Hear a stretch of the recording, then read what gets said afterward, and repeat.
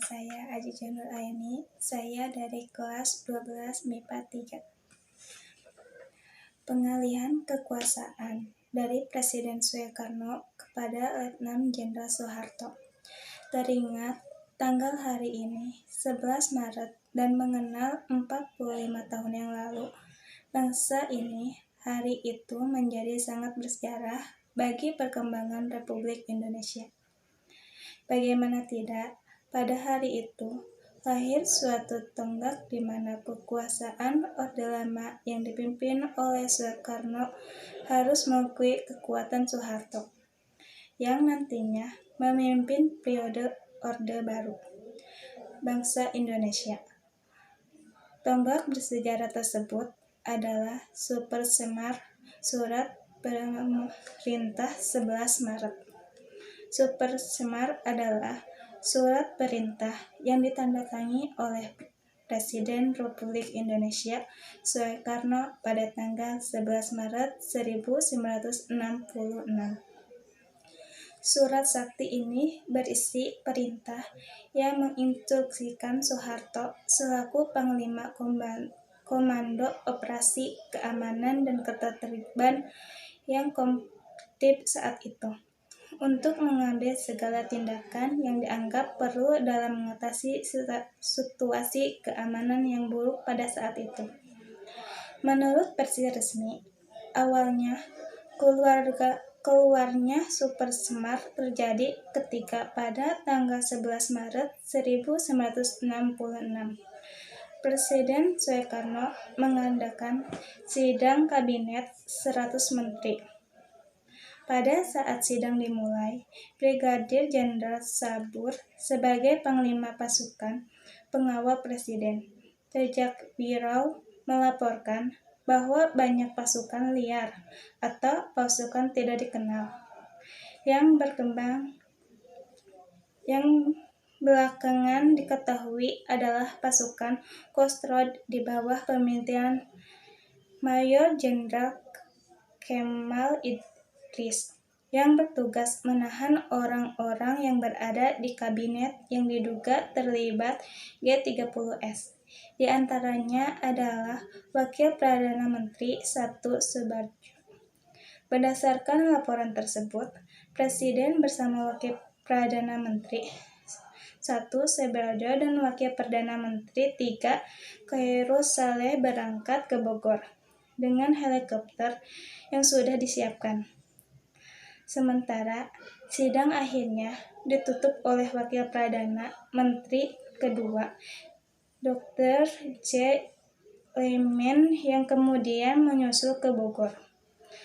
Situasi ini dilaporkan kepada Mayor Jenderal Soeharto, yang kemudian menjadi presiden menggantikan Soekarno, yang pada saat itu selaku Panglima Angkatan Darat menggantikan Letnan Jenderal Ahmad Yani yang gugur akibat peristiwa G30S PKI itu.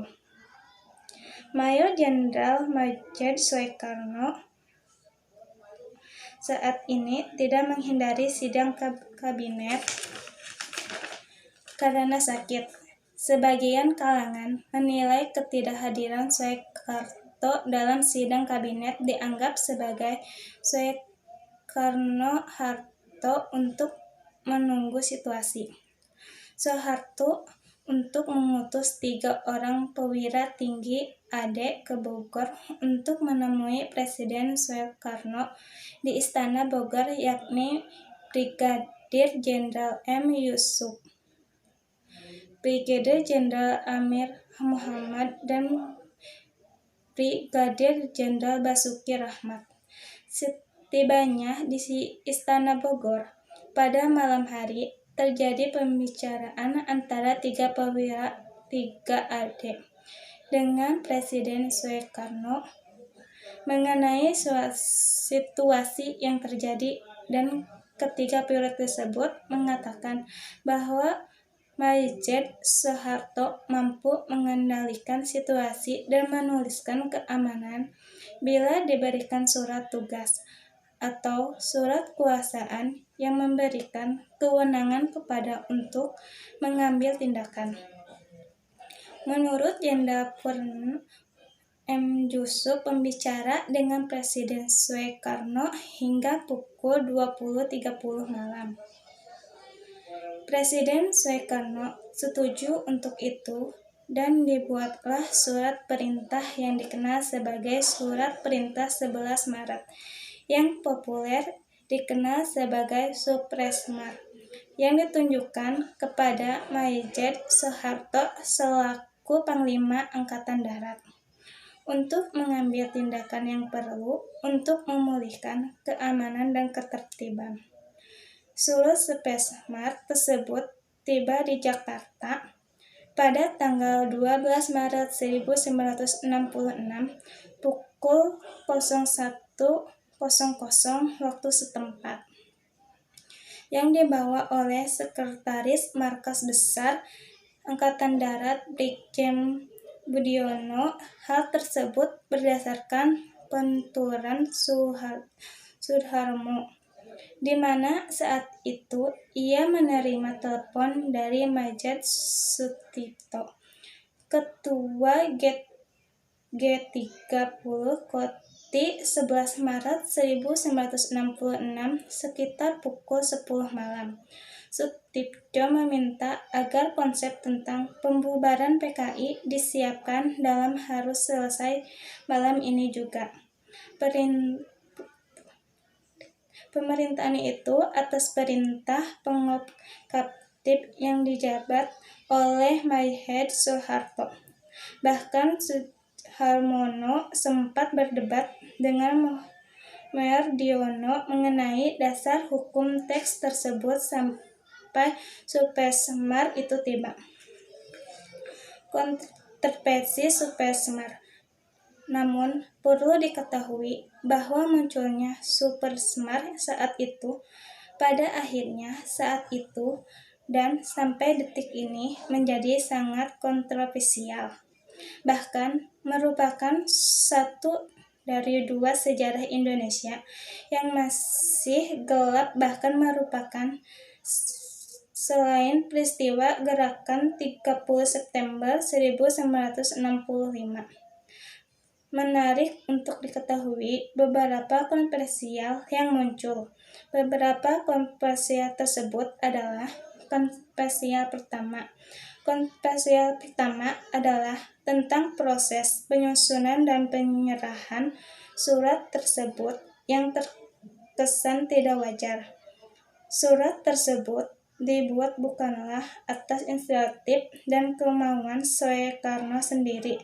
Tahun 1998, anggota Cakrawabirawa Letnan II Purn Soekarjo Widodo mengaku bahwa Jenderal Pembedaan mendongkan pistol kepada Presiden Soekarno. Dengan kata lain, penugasan tersebut pengalihan kekuasaan dari Soekarno kepada Soeharto diberikan dalam keadaan terpaksa. Pada gilirannya, orang bisa menduga bahwa pada bulan Maret 1966 itu terjadi semacam kudeta. Kontroversi kedua adalah tentang pengetik Supresmar.